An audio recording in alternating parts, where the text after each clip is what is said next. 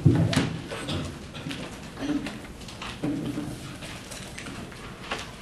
you, Mr. Chair, and ladies and gentlemen.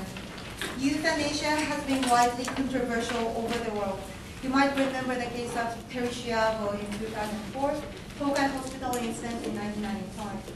But most countries have not legalized it yet, despite of the rise of social awareness about dignity of life.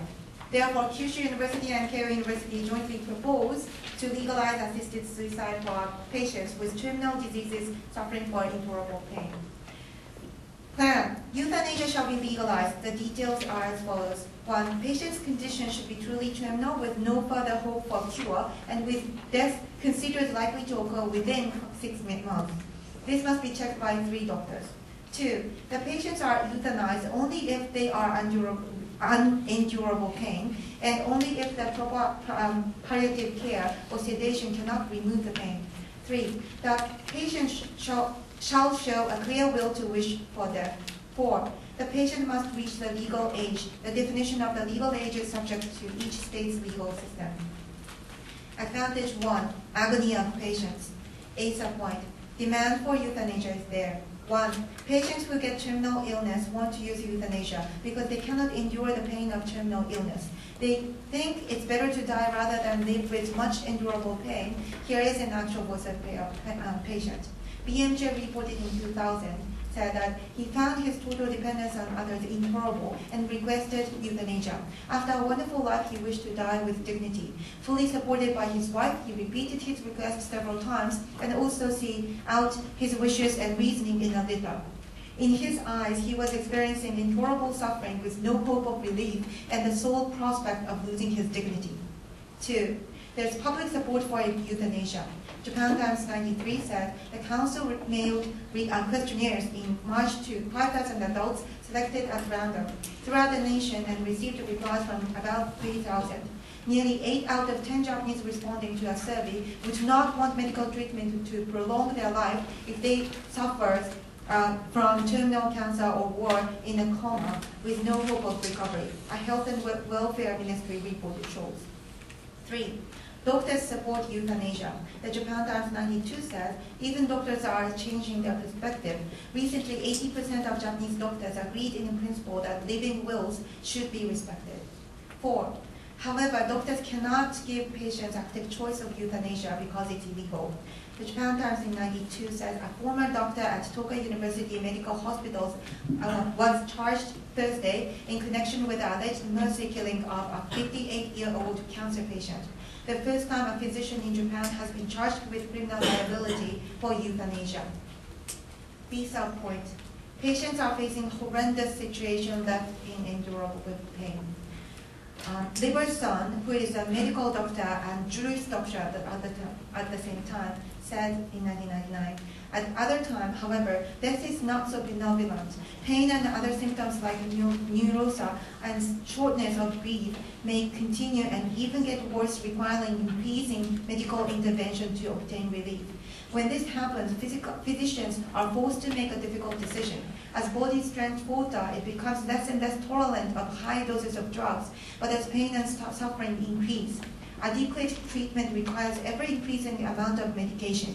Eventually, a point is reached at which further increases in drug dosages to adequate control pain or other symptoms may be beyond the limit of body tolerance and could easily result in death.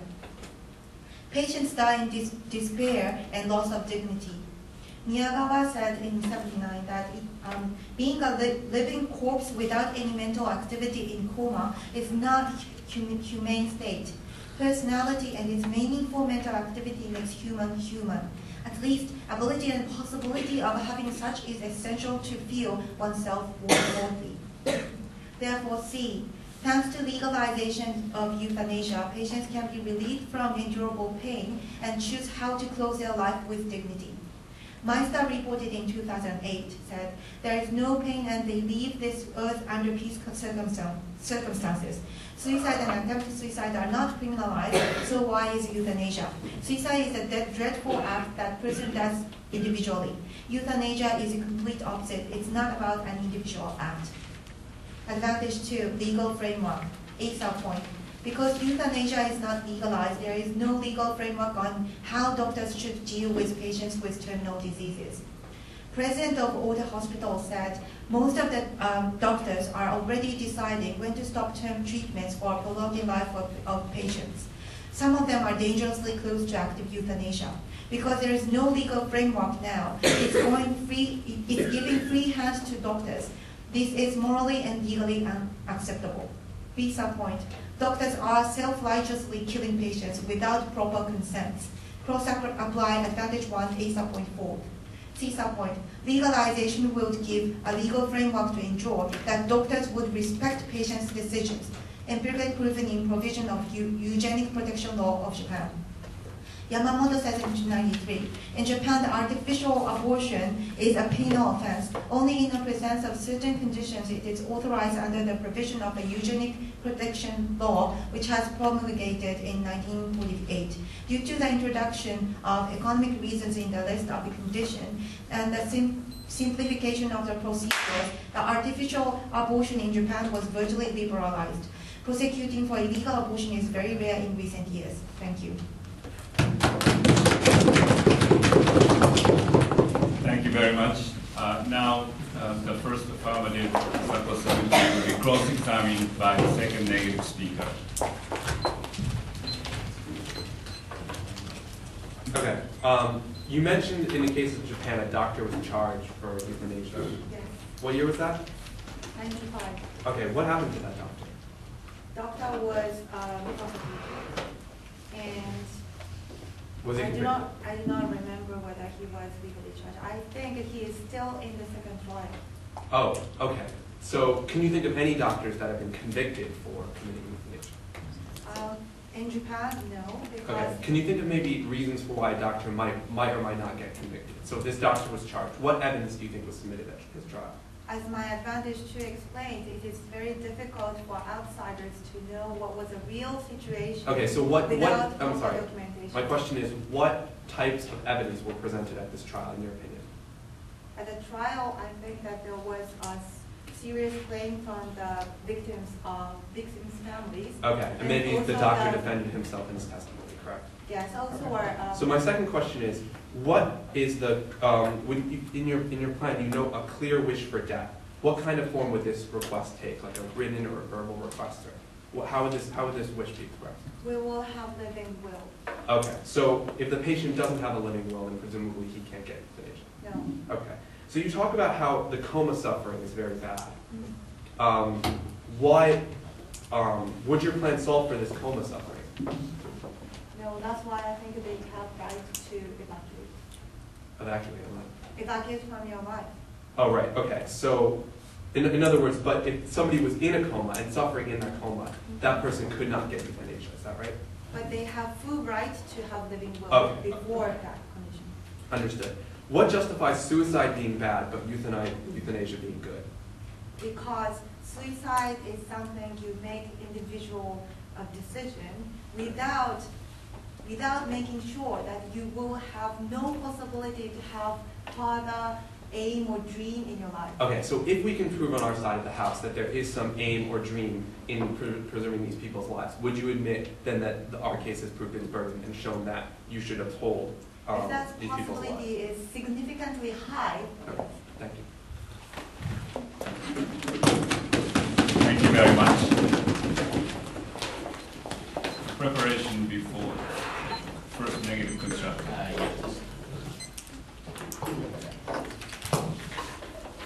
Thanks everyone for being here. It's been a fantastic opportunity to come. Thanks for inviting us and having Adam and I debate in this final round. I'm really enjoying it.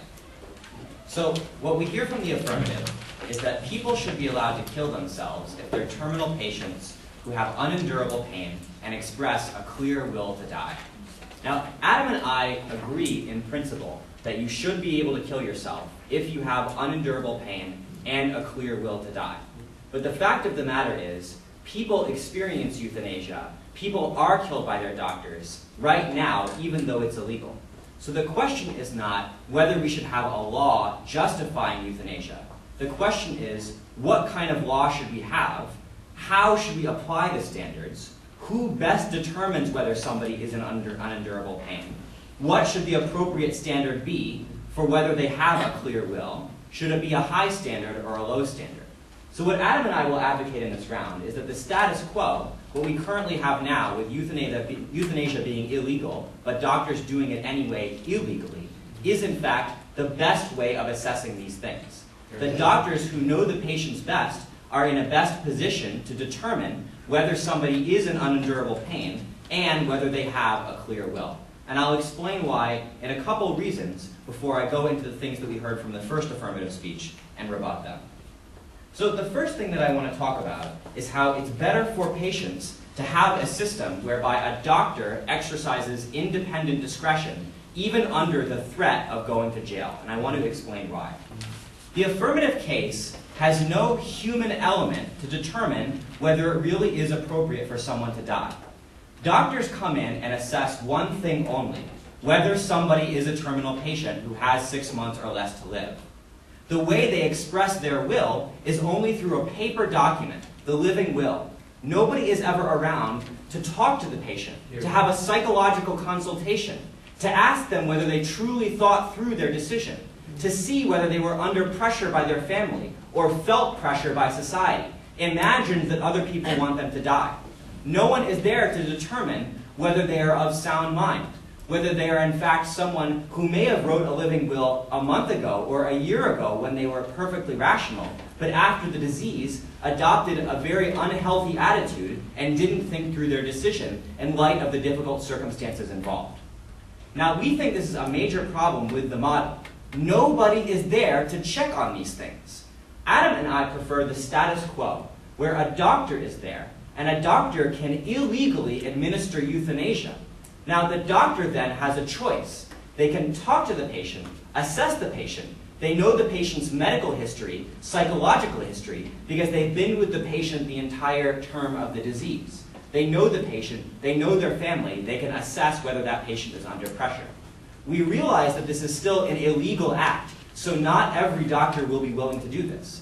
But it does seem widely recognized that doctors do still exercise euthanasia, even though there is a risk of prosecution. For instance, we heard from the affirmative team only one case of a doctor being charged in Japan, even though it's been illegal for a long time.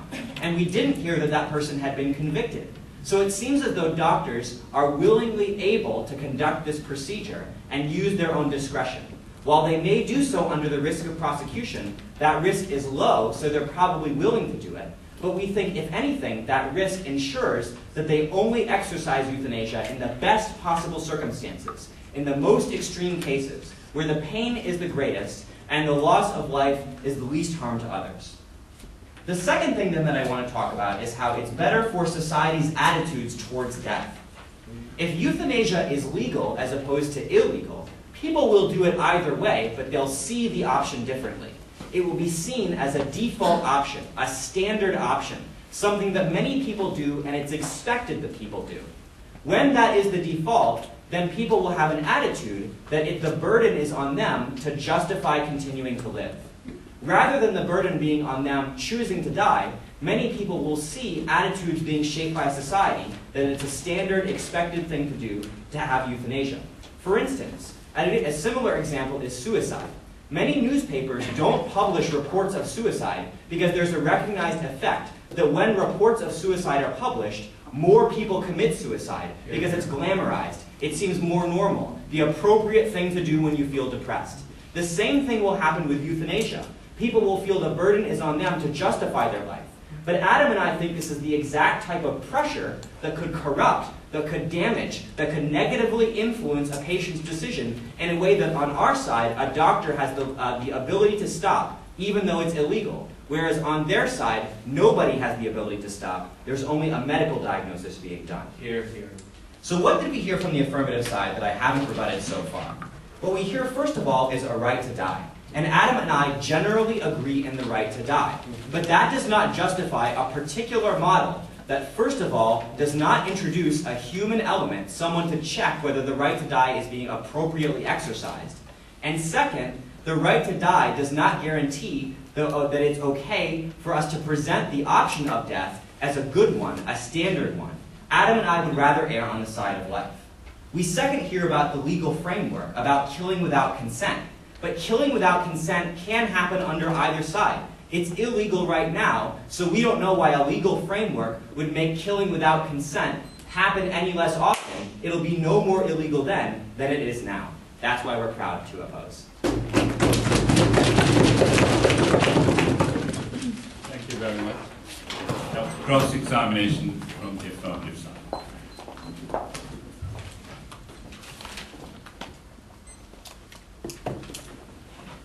My first question is about whether we need a psychological history or not. Do you think that at this moment, psychological analysts should have veto against such choice made by agents? Yes. Just as in the case of a criminal trial, a psychologist can say, you are not of sound mind to stand trial, or to use your rights in a certain way, or you don't have rights to determine your medical treatment. This is a standard thing. We think it should apply in this case here, too. Why do you think that ordinary doctors specialize into, let's say, cancer or something, have the same standard with psychologists? I'm sorry, I don't understand. You said that psychological analysis is necessary. Mm-hmm. But let's say you are specialized to a very particular cancer, Okay. dealing with that terminal illness of your patient. What is the reason you are eligible to be psychological analyst of that patient? Right. If you are the family doctor who specializes in cancer and someone asks for euthanasia, it is likely that you know the patient well, you've had them be your patient for a long time, you can assess their personality and how it differs from how it was before. And also, you've seen other people go through the process, and you know how the disease affects the emotions, and you can recognize the signs of a good choice or an irrational choice. So the reason is that that doctor is likely to know you more. Yes.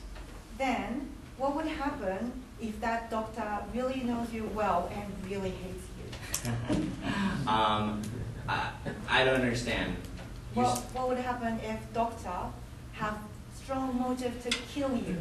Okay, I don't think there are many doctors that strongly want all of their patients to die, or even many of their patients to die, or even any of their patients to die. I think most doctors become doctors and stay doctors because they want their patients to live.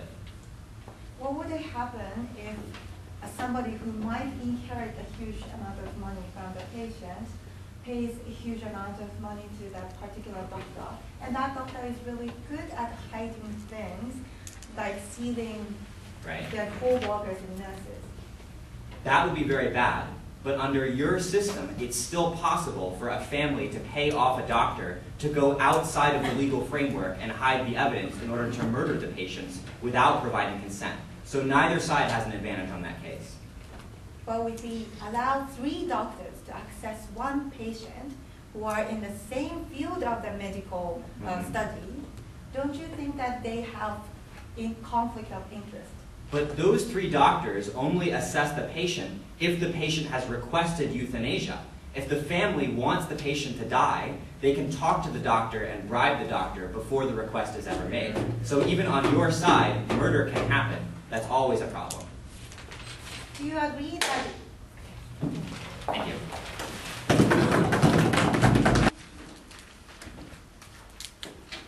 Ladies and gentlemen, Mr. Speaker, I'm very happy to stand here on the final round debating against very distinguished two debaters from U.S.A. I'm very happy. Then I want to start my argument with clarifying what is the main point in this round. In this round, John argued that they almost don't touch about moral issue, but today's legal system, in the status quo, legal system is good. That because the euthanasia is illegal. Euthanasia is illegal. Yes, that's the point. The government must change. That's the affirmative stance. Okay, let me explain why the stance is that. Firstly, look at the second disadvantage. Second disadvantage was that if the suicide is reported on the newspaper or TV, there will be suicidal tendencies of the people. The people will be affected and more suicide will occur. That's their argument. However, number one, my first argument is suicidal tendencies are completely different from the from euthanasia. That's because euthanasia is very exceptional thing. Remember what Dr. Becker talked about last night, if you have listened to. That is the rare thing. The rare thing, 1 out of 1,000, 1 out of 10,000 euthanasia occurs. Therefore, it's very, very rare and exceptional. So, so people will never imagine that he will underwent euthanasia. Therefore, there's no effect. At least my second argument is my second argument. This is most important argument. We, affirmative side, believe, ladies and gentlemen, no open discussion in the status quo. No open discussion about euthanasia in the status quo. That situation is bad. This is empirically proven in Netherlands. The professor of ethics Nagaoka at Niigata University wrote in 1997, quote, euthanasia without explicit request of the patients decreased in Netherlands to 0.7% in 1991 from 0.8% in 1990. The surveying teams expect the possibility that euthanasia without consent will decrease. Because by improving the system, we can discuss euthanasia openly, and doctors and patients will more frequently talk about that.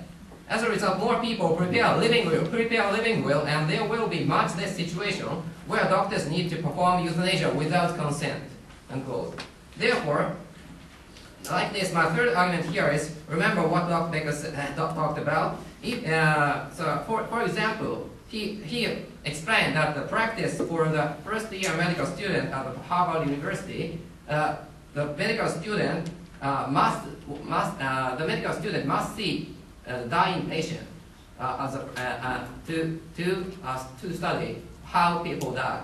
So as a result, such kind of student became more caring, more compassionate, more humane doctor, because that kind of doctors can know how people die. However, under the status quo, that human death is segregated from the society. It is limited only to hospital. Only doctors or nurses can watch how people die.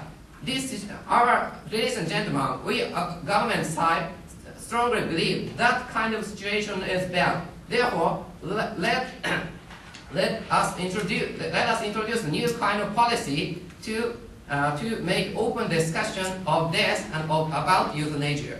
That's our affirmative stance.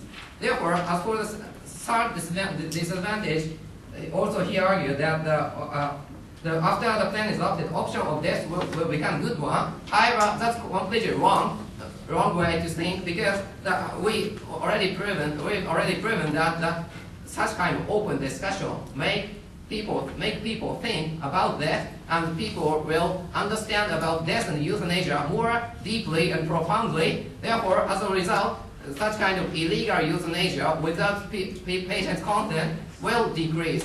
That's the point we must consider. Okay. And moreover, please remember what advantage 2 talked about. Under the status quo, there is no legal framework. Therefore, that kind of situation gives doctors free hand. Therefore, doctor actually suffers now because only doctor have right to decide he should carry out euthanasia or not. None of the sentence of the law talks about euthanasia, but doctor must decide. On this point, what negative side argued was that kind of situation was good. However, there is no reason to believe so. That's because when the legal system prohibits that, there is no discussion about euthanasia between family or between the patient himself or herself or the doctors. Therefore, each person cannot share the burden to think about euthanasia. However, after the legalization, each person can share the burden to think about euthanasia. So more open discussion is needed. Thank you for listening. Thank you very much. Now, Mr. Ishijima will be cross-examined by the negative side.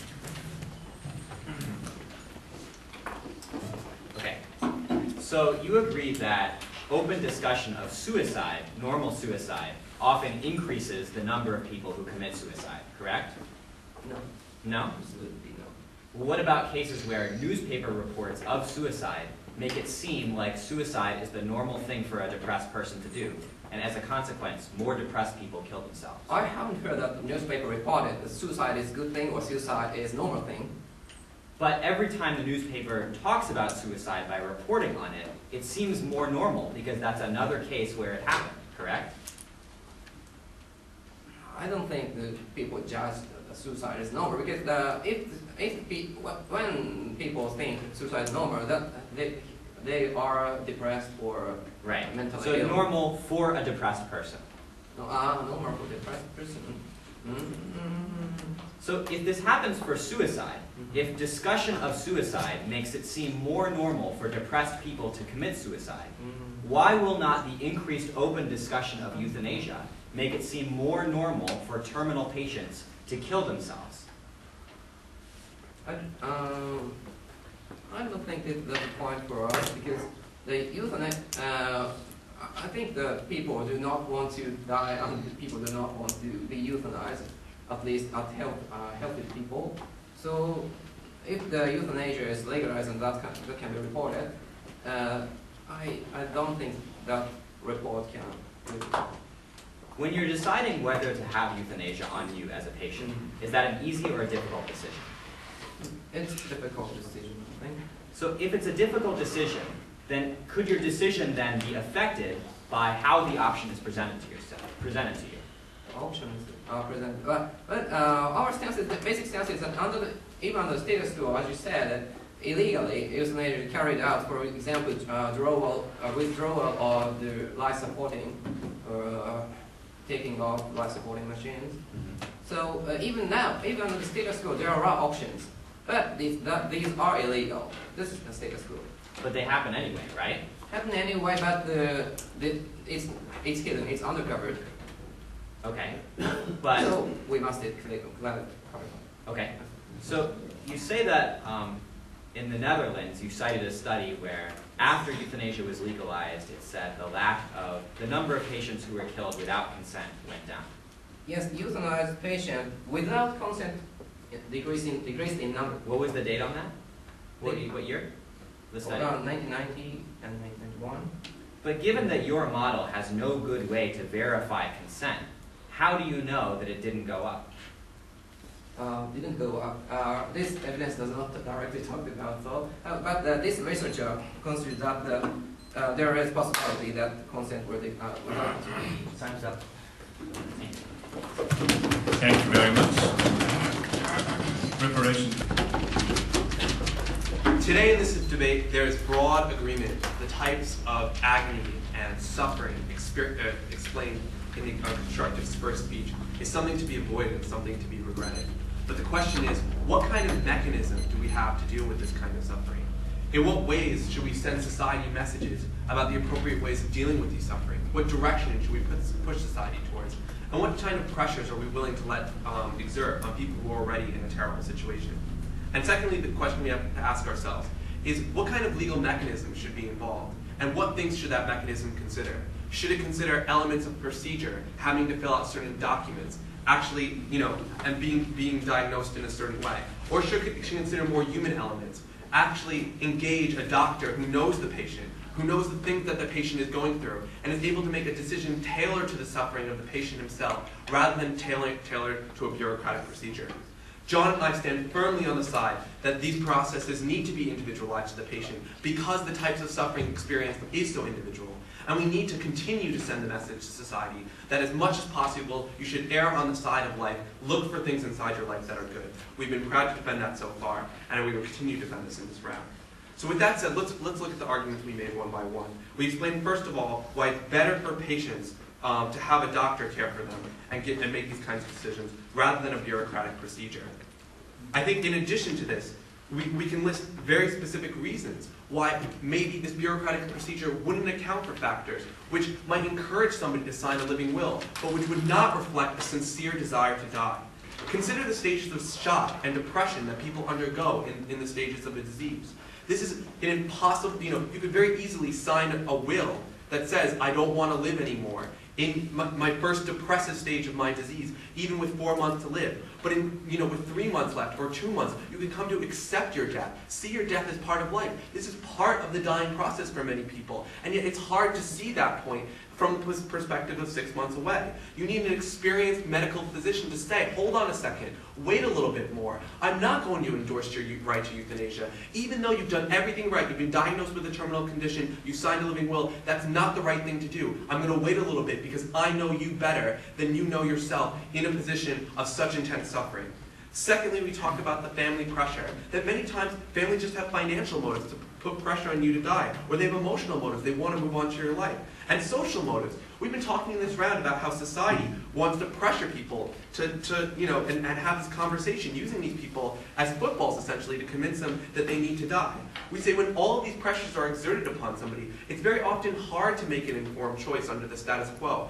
And even if you're willing to sign a document, if your family's basically holding your hand as you sign that document, we would say that document isn't worth the paper it's written on. We would say it's important for a doctor to actually take initiative and consult with the family, find out if it is truly your will to die, if the family isn't influencing your decision, if this decision is made not as a product of social factors, but as a product of your own volition. This simply isn't accomplished on their side of the house, but having the discretion of the doctor to be involved in a situation where it happens under the status quo is accounted for. So what arguments do we hear against this from Ishijima-san? We hear this argument that people will think about it and talk about it more openly if it's a law. But we have to ask ourselves, will this actually be an open conversation? If all of us believe, as we should, that the family and society will be exerting tremendous amounts of pressure for people to come down on one side of the decision. We'd say, if anything, if it's going to be an autonomous decision, it shouldn't happen with this person in the limelight, being subjected to scrutiny by people, everyone wondering about whether your life is worth living, whether, as a society, we should even care whether you live or all. We think this is a terrible position to put somebody in. This isn't a position where a significantly suffering person should ever have to face. We would say that this feeling that John talks about of people having to justify their lives to other people and that ruining the end of their life will be even worse when people are talking about whether their life has any value at all in the first place. We think this should be a private decision made with the family and the doctor involved. Secondly, we hear from Ishijima-san that it's bad for the death to be hidden and people won't focus on it. But we say, if you need to be told about the option of euthanasia to decide that you might want euthanasia, you are not a good candidate for euthanasia. The people who are in such agony know they want euthanasia. They don't need to be told about it. They're screaming out for it. Everyone wants them to have it. In fact, it's so uncontroversial that they should have it that a doctor can give it to them, stake his reputation on it, and know that he won't be prosecuted and put in jail for it because it's so uncontroversial. Secondly, we tell you that even if you don't buy that it's better for the patient, we tell you it's better for society. It's better for society to send a message to people who feel burdened with their lives. Not that their life isn't worth living, not that they're in a second class of citizens who who the right of life does not apply to, but rather we should strive for them to value the life. As a matter of law and a matter of social commitment, say life is always worth living. You should always try to find hope in your life. Now, against this, all we hear is a statistical claim that in the Netherlands there was a prediction that euthanasia would go down in 1990 before the euthanasia laws were passed. But we have the documentation of actually what ended up happening. In Munson, Outcome Exerted, a study by the Dutch government found that from 1990 to 1995, after the survey was taken, euthanasia rose from 1.8% to 2.4% of total deaths. What we think this reflects is that once it becomes legal, conventions and attitudes about euthanasia change over time. People become more willing to get euthanasia, even though they wouldn't otherwise want to. What we say is this is very unfortunate that this feeling that people have, this feeling of a lack of well-being, that their life isn't worth anything anymore, is partially influenced then by the social judgment that they can die and nobody will care about them, that it's appropriate for them to consider to die, and if they don't want to die, they need to justify themselves to their friends and their family. We tell you this is not something that you should have to undergo, and that's why we're proud. Thank you very much. Now, Adam is cross-examined by the affirmative time.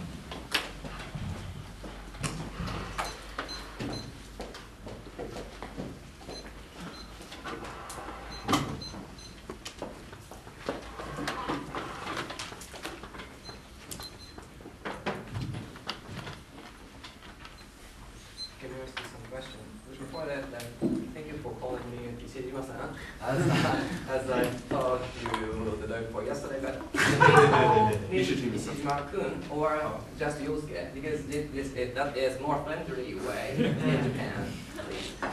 And anyway, as for your last argument about Dutch survey, you said total amount of euthanasia increased.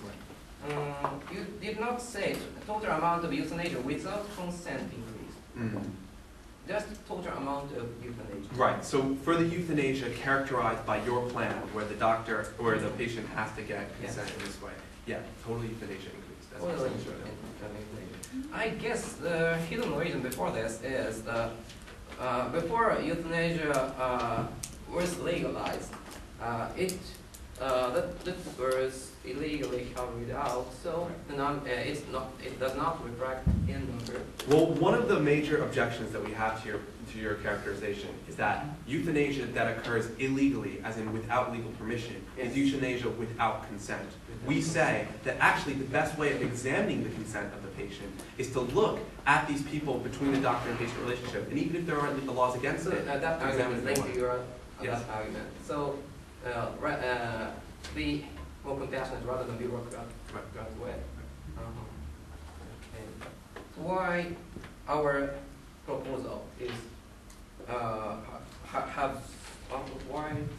does our proposal have such bureaucratic way? Okay. To assess. Right. Because in order to obtain euthanasia, you have to prove that A, you have a terminal condition, B, that you've signed a wish for consent, and C, that you meet others like basic requirements. These requirements say nothing about the pressures being exerted against you, about your state of mind, and about your sincere desire to actually accept euthanasia. It only says that you signed a piece of paper. What we suggest is that there are a number of cases where you're subjected to the pressure from society or your family, or experience shock, that you should not be granted euthanasia. So, I believe that even if so, to show clear consent, it's better to show clear consent than no consent. How do you think about it? We agree that it's better when the patient consents, but we disagree about the best agent to determine that consent. Agent. On your side of the house, there really is no agent to determine if the patient is actually consenting. There's an agent to determine that the patient has signed a piece of paper, but we say that's not the same thing. Okay, we think the doctor is... the problem is our side does not specify the agent to assess. It's not a matter of... Okay, thank you very much. Thank you very much. Thank you. The affirmative believes in a right to die for people in intense suffering. So do Adam and I. We think this right to die is an important one, worthy of respect, and that people should be able to exercise it, but only when appropriate. When is it appropriate? Both sides agree about this too. When patients have unbearable pain and when they fully consent, when they truly believe and sincerely believe that this is the best option for them, after thinking about it for a long time, discussing it with their family, and having a healthy state of mind in which they considered the consequences on both sides of this very profound, very important choice. So I think the most important question in this round is, which side does a better job of making sure that no one dies without having that full consent, without truly thinking through what the decision is? Because as Adam and I have said, and I think the other side agrees to, the most important thing is making sure that nobody dies unjustly. Nobody dies who doesn't want to die. So how do we do this on our side of the house? We do this through the system that exists right now. And the system that exists right now is illegal. We recognize this. But it happens anyway. So maybe it's best not to think of it as an illegal system, but more as an informal system. A system that doesn't have the legal regime in place that they have, but nonetheless is capable of having its own advantages. So why might somebody not consent? Why might somebody be unnecessarily killed under their model? First, somebody could face social pressure, social expectations about what is right. And I want each of you to imagine yourself in this situation. You've been diagnosed with a terminal disease and you're in some pain. but you still want to live on a certain level. You imagine you want to put your affairs in order, make peace with your family, talk to your grandkids, maybe write down some of your life story. There are things you want to do left, but you know it's costing a lot of money to stay alive. You see reports in the newspaper that most people who have your condition choose to kill themselves to relieve the burden on others. You think that if you tell your family and your doctor you want to live, that you will look arrogant, that you are doing something that nobody else does and that nobody has a right to do. Now, maybe nobody has this attitude, but patients in this situation will imagine this pressure, and it will be overwhelming. Now, when you're imagining yourself in this situation, do you think, can you truly decide that you want to die under that kind of pressure? Adam and I think you cannot. And that's why on our side, we have a check in place to make sure people don't die for that reason. Don't die because of this imagined social pressure. We have a doctor who knows the patient and knows the family, who has an intimate knowledge of the disease progression, of the way people approach their disease, the kinds of shock, depression, and family pressure they might experience. And this doctor, because euthanasia is not an automatic legal right, this doctor has the ability to stop euthanasia if it shouldn't happen or if it should happen later. On their side, euthanasia is an automatic legal right. As long as you are terminally ill and you say you're in pain, and at some point in the past, maybe far in the past, on a written document, you said you wanted to die. But nobody asks you later on if you still believe that. Nobody assesses you psychologically to see whether you're of sound mind and body. Nobody determines whether you're truly comfortable with it, whether you've truly thought through the family pressure, the shock, the depression, and so on. At the end of the day, the most important thing is to save innocent life while stopping people from suffering. Right now, people don't suffer unnecessarily. If it's a clear-cut case for euthanasia, doctors know they can do it without fear of prosecution because they've shown you on their side there is no reason to fear prosecution. But on our side, we do a better job of making sure that patients who don't consent are not killed. It may be illegal, but sometimes that works better. We're very proud to oppose. Thank you, Mr. Speaker, and ladies and gentlemen again. Today's negative said that status quo is better off because considering the best agent to consent, they think doctors should be in power. I would like to ask you the exact same question. Who do you think is the best agent to consent? Because this debate is now coming down to one question, whether, although it's your life at stake, and why doctor, not you? Please imagine what is the risk of patients, you, writing a legally binding will, but actually being insane or brainwashed. And that's something they elaborated. And risk of doctors self-righteously decide when you should die.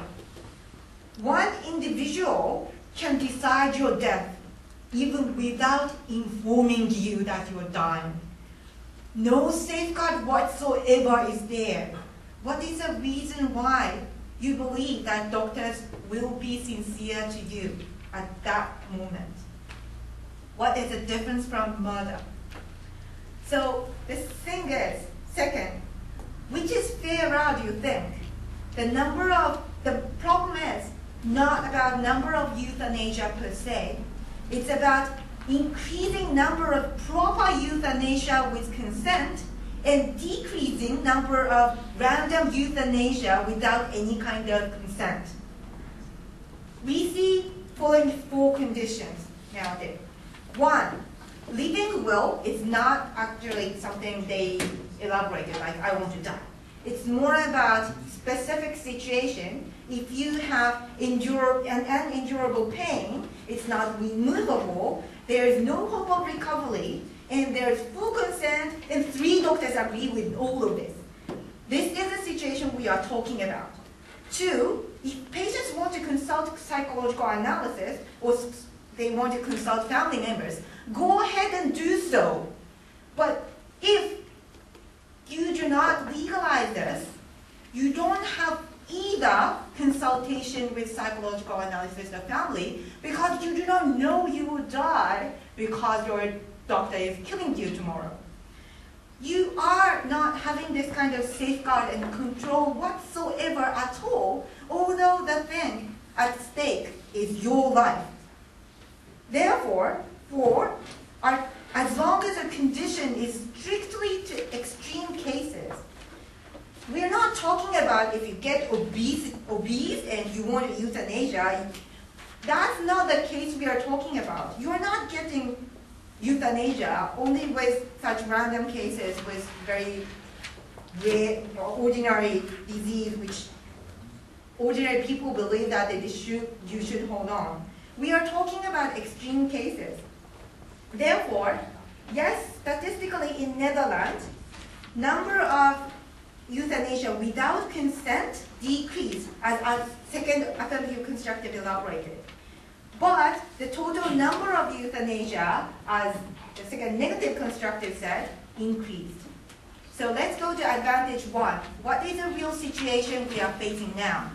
Total number of euthanasia would increase, and that's something affirmative wants, because after legalization, exceptional cases will be conducted, like serious pain, as elaborated in advantage 1B subpoint, unremovable, and there's no hope of recovery.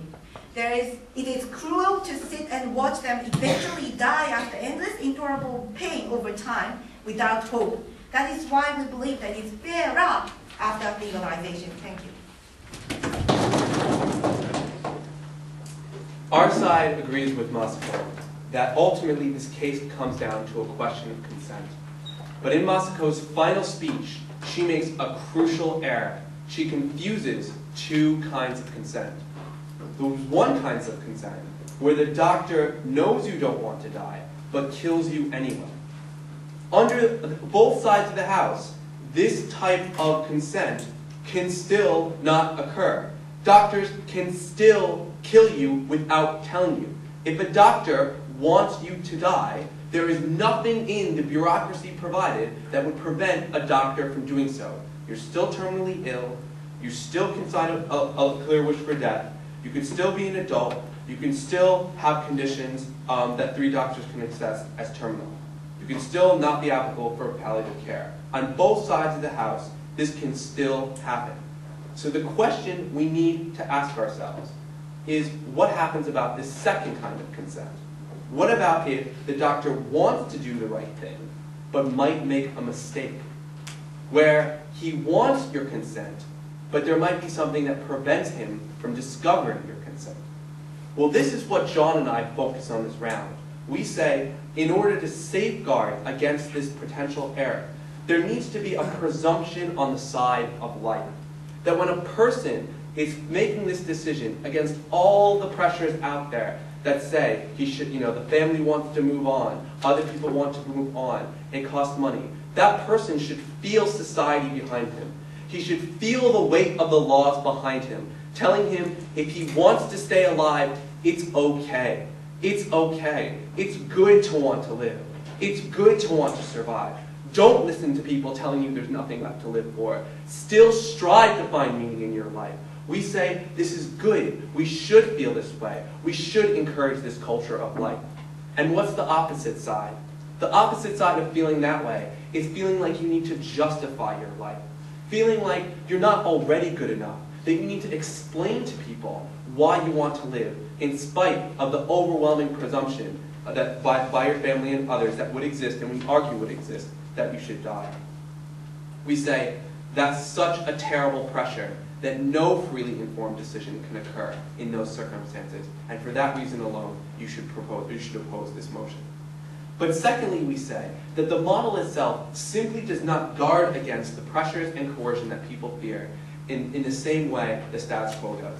We're in the final round of this bioethics debate tournament, and we have nothing in the model that was proposed in this final round, apart from signing a piece of paper to ensure that a person is of sound mind, despite debating in every single round how likely it is that people won't be of sound mind, that they will be able to sign a piece of paper, and if the pressure is big enough, that they won't necessarily make the right choice, that they'll be confused, depressed, coerced. There is nothing in their bureaucratic model to solve for that, and this is a huge problem. But maybe there was nothing they could do. Maybe there was nothing they could possibly say as long as they had a model based on procedures as opposed to a model tailored to the real needs of real people in order to solve for these problems. Because everybody's different. Everyone's suffering is different. Everyone experiences death and life in different ways.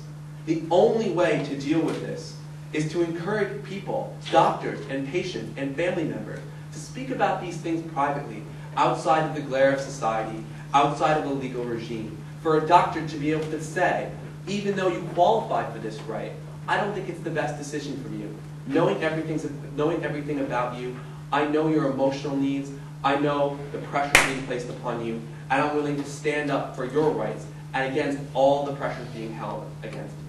We say this is the right decision to make in many circumstances, and at the very least, their plan does not provide a better alternative than these kinds of decisions. For all these reasons, we oppose. Thank you very much.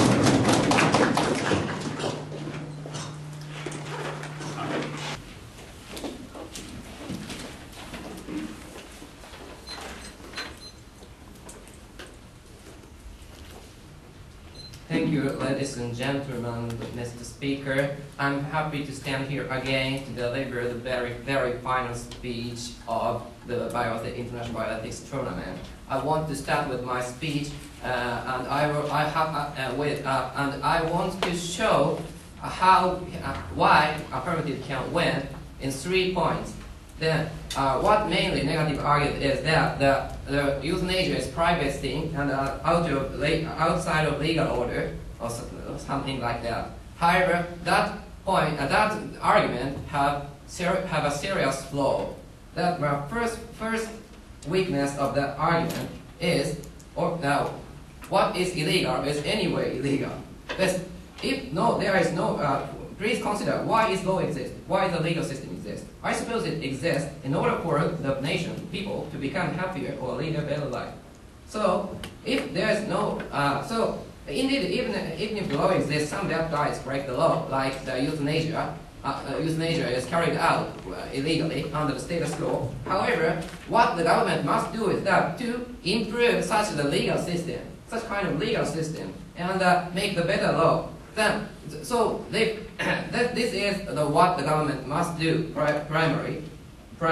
So I cannot completely understand that why can they say there must be a compassionate discussion with doctor without legal system, even though it is illegal. Of course, if it's illegal, they must feel guilty because it's illegal action, and there is no closed and hidden discussion about euthanasia. So therefore, the legal situation is bad. My second point here is there is completely failed to attack our data in the Netherlands. There, we know we've already known that legalization achieved good result in Netherlands. As Masako-san's speech spoke in 1 hour first affirmative rebuttal, the total number of euthanasia increased, total number of euthanasia without consent decreased by legalization in Netherlands. Therefore, we know the legalization achieved a good result, so why don't we try to take the policy? This is my second point. My third point is they forgot to attack the open discussion argument. Remember, 2AC, I already proven that the open discussion about death make people think about death profoundly and deeply. And as I argued that the Harvard Medical School student became compassionate and caring doctor when they have seen how people die. Therefore, the same thing applies to our argument. So there is no reason that doctor will not be compassionate and that our system is bureaucrat, even though it needs some line to draw. For example, 6 months, they have 6 months to live, or they must be adult. These lines are just least standards which is needed by legalization. Therefore, Anyway, it's necessary to draw the line between what is illegal or what is legal. Anyway, it's necessary to draw the line. Therefore, what is needed for the government is to make the line clearer, or what is the best policy, what is the best line between what is euthanasia and what is not euthanasia. However, under the status quo, euthanasia is just carried out illegally, unrecovered, and they are hidden.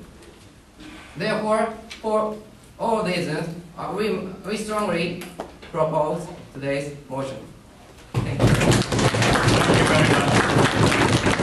Now all the speeches are over.